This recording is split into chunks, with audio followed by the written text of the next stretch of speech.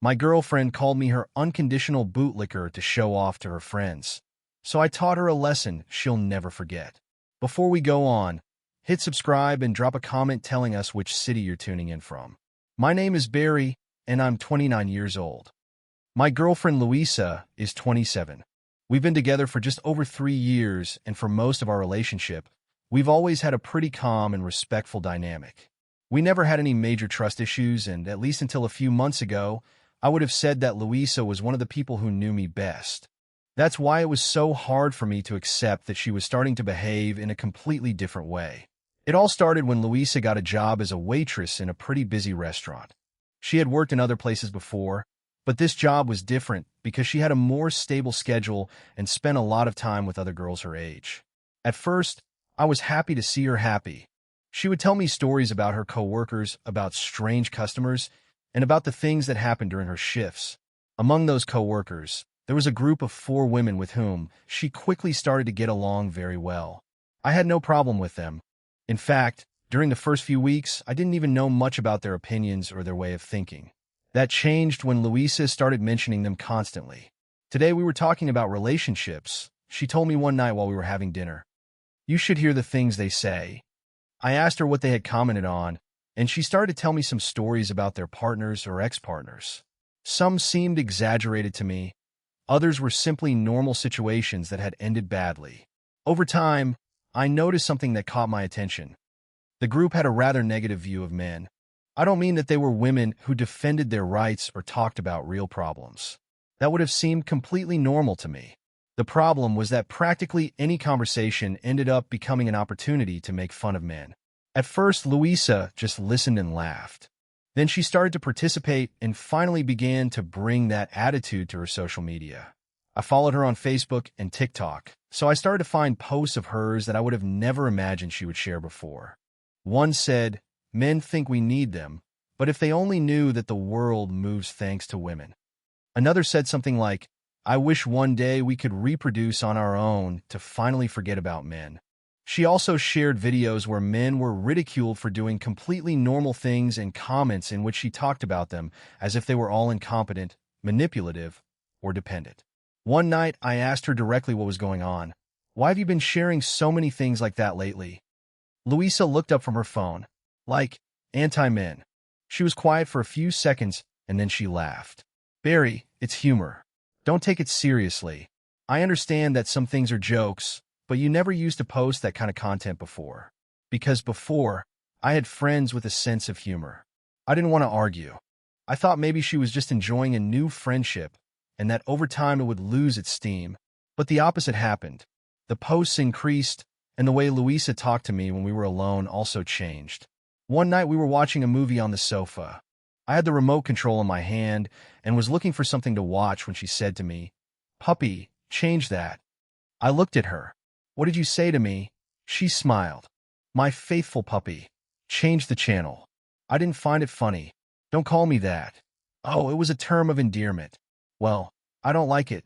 Louisa rolled her eyes. "It's just us. Don't be so dramatic." That was the first nickname of that kind. Then others appeared. "My puppy, my obedient boy. My crumb eater, my little crumb-eating love." She always said it when we were alone, and every time I asked her to stop, she responded in the same way. "It's a joke. I'm saying it with affection. Don't be so sensitive." The last response was the one that bothered me the most, because I wasn't trying to control what she said, nor tell her how she should behave. I was simply explaining that there were things that made me feel uncomfortable. In a relationship, it should be possible to tell your partner that something bothers you without automatically being accused of being too sensitive. At least that's how I understood it. For a while, I thought maybe I was exaggerating. Maybe it really was a private joke. But then I started to notice that her attitude changed depending on who was present. When we were alone, Louisa could be affectionate, attentive, and exactly the same as always. When she was with her new friends, she seemed like a different person. On one occasion, I went to pick her up from the restaurant because her shift had ended late. While I was waiting outside, I saw her come out with 2 of her co-workers. One of them recognized me because Louisa had shown them some pictures of us. "You're Barry," one of them said. "Yes." Louisa came over and gave me a quick kiss. "He came for me." One of her friends smiled. How nice. He has a transportation service included.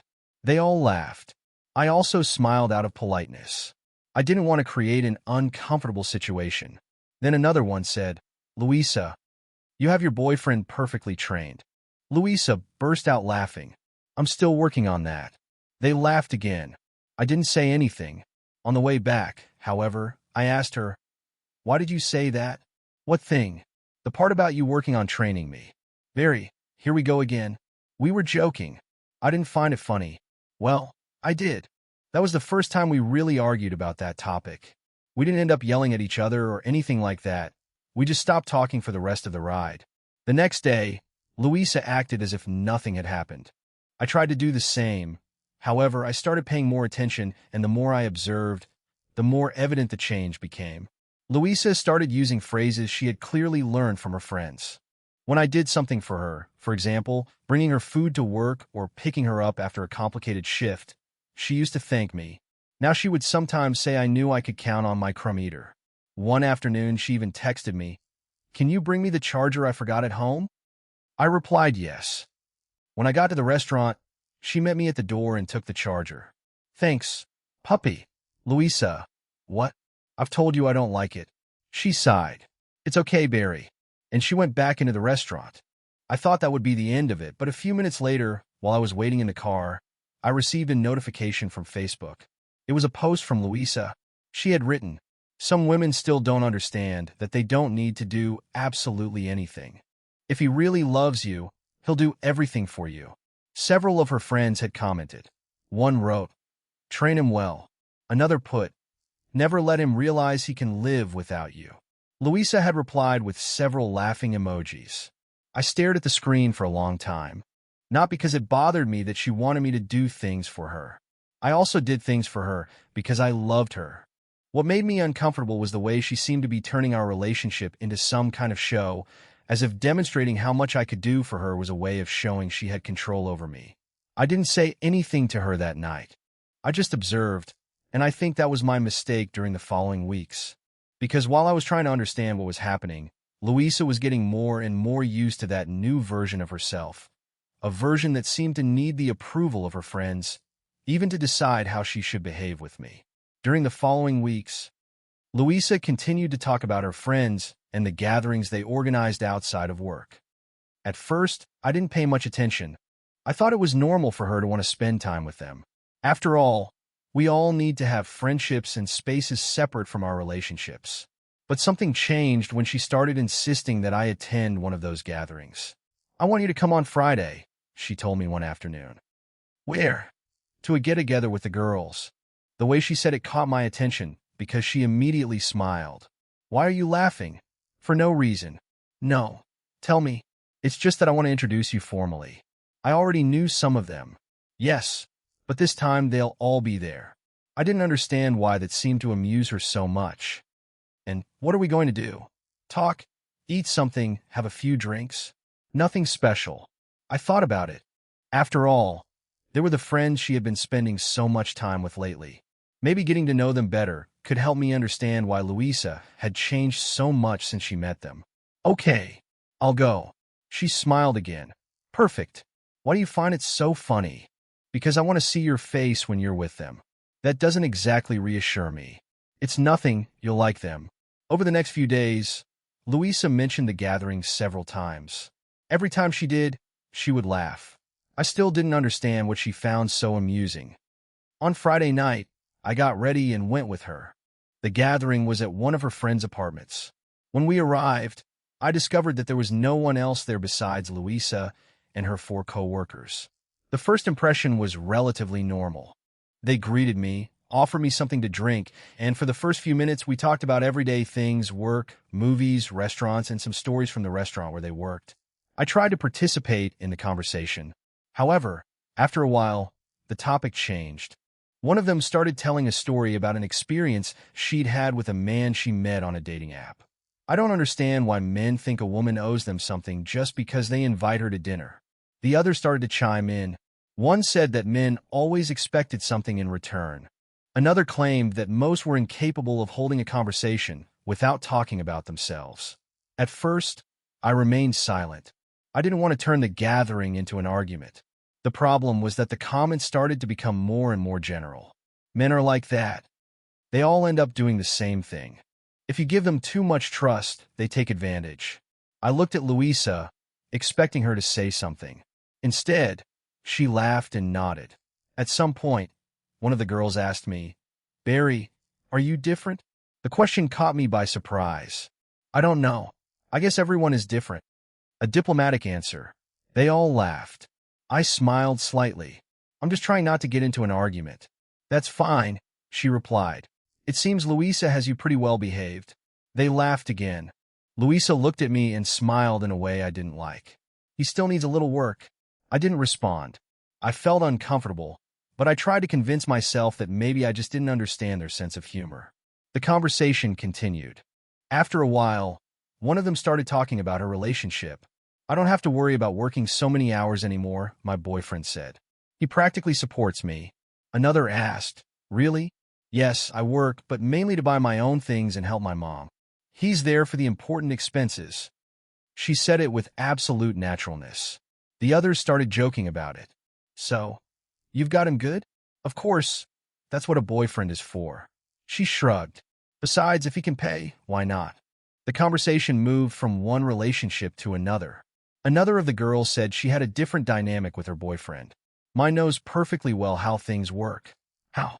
"If he does what he has to do, everything is fine.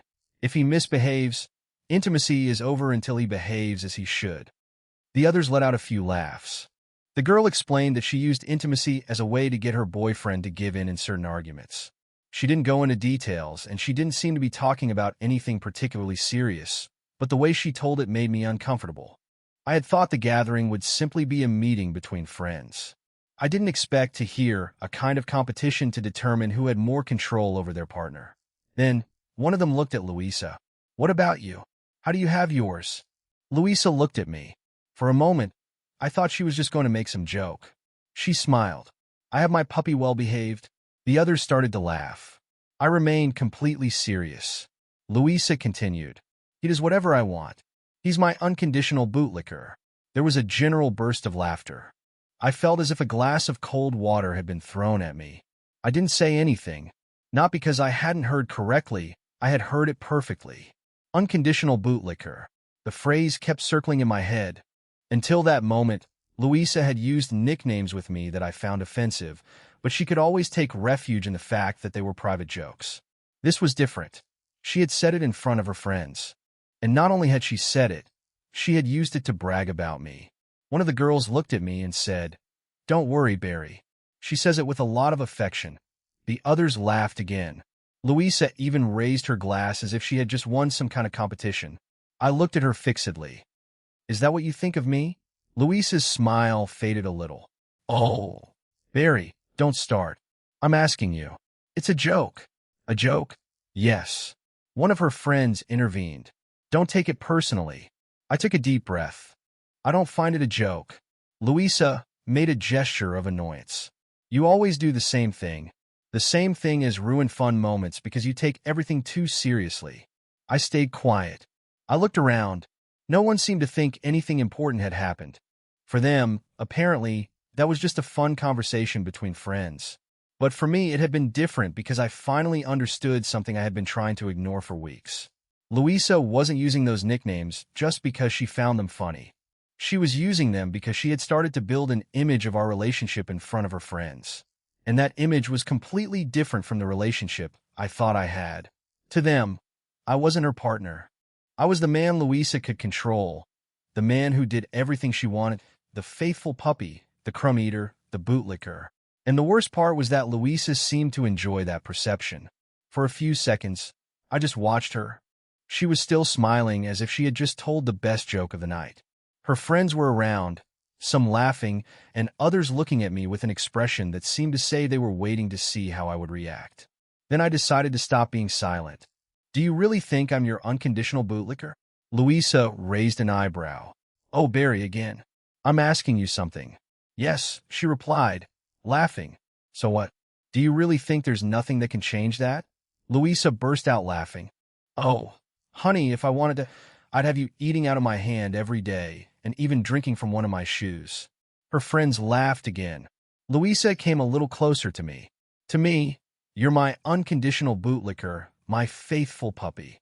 To me, you're mine, and I know you love that. That's when something inside me finally broke. You're an idiot. The smile disappeared from her face. What did you say? That you're an idiot. You know absolutely nothing about me. Barry, calm down. No, I'm tired of calming down so you can keep humiliating me. Her friend started to intervene. How dramatic. It was just a joke. You can't take a simple tease. I looked at them. You're going to start too. One of them crossed her arms. If you can't handle your girlfriend making a joke about you, then maybe you should check your self-esteem. I laughed, but not because I found it funny. My self-esteem. You've been talking all night about how you manipulate your boyfriends, and now you want to give me lessons on self-esteem. No one answered. One says her boyfriend supports her, while she only works to buy her own things and help her mother. Another brags about using intimacy to get her boyfriend to do what she wants. And then they all laugh because Louisa says I'm her bootlicker. I looked at Louisa. Is that what you call being independent? The girl who had talked about her boyfriend got upset. You have no right to talk about my life, and you have no right to talk about mine either. My boyfriend helps me because he wants to. Perfect. Then don't brag about independence while saying that if he disappeared, you couldn't even cover the basic expenses of your house. She fell silent. I'm not saying it's wrong to receive help. I continued. What's wrong is that you make fun of men while bragging about depending on them. Another of the girls stood up. You're an imbecile. I looked at her. And you're an idiot. What did you say? You heard me perfectly. Louisa tried to get in between us. That's enough. No, Louisa, you started this. She looked at me in disbelief. Now it turns out it's all my fault. You brought me here. You decided to use me as entertainment for your friends. You decided to call me a bootlicker in front of them. You decided to turn our relationship into a competition to prove who had more control over their partner. It was a joke. I don't give a damn that it was a joke. The room fell silent. A joke stops being funny when the person you're making fun of tells you it hurts. You knew that, and you still did it in front of them. One of her friends spoke up again. You're just making a drama because they told you the truth. I turned to her. What truth? That you're a man completely controlled by your girlfriend. I let out a dry laugh. No, the truth is that you need to believe that to feel superior. The girl shook her head. Men like you always come back. I'm not one of those men. I looked at all of them. You're all completely idiotic women, and you think that having a relationship means having absolute power over the other person. You think that just because you have an attractive body, men will do anything you want. One of them insulted me. Another started calling me a misogynist. I didn't want to listen anymore. You know what? You all need to grow up. Louisa came closer. Barry, stop. I'm not leaving. What? It's over. Louisa's eyes widened. You can't break up with me over a joke. I'm not breaking up with you over a joke. I'm breaking up with you because this joke was just the last of many things you've been doing for months. But I love you. Well, you don't know how to love me. She started to cry. Barry, please, go to hell and don't ever come looking for me again. Louisa's attitude changed completely. The woman who minutes before had been laughing in front of her friends was now crying. Forgive me, I didn't answer for real. Forgive me. I didn't want to make you feel that way. You already did. I just wanted to make the girls laugh. Then make them laugh. I don't want to be a part of this anymore. It was stupid. Yes, it was stupid. You shouldn't get so angry. I looked at her fixedly. I don't give a damn if it was a joke. I already explained what bothered me, and you decided to ignore it. She started to cry harder. I don't want to lose you. Then you should have thought about that before. Barry, please. I can't change that now, I don't care. There was an awkward silence. Finally, I said, if you want me to forgive you, get on your knees right now and admit in front of everyone that what you did was wrong. Louisa looked at me as if she couldn't believe what I had just said. I'm not going to do that. Then go to hell. I took my things and left the apartment.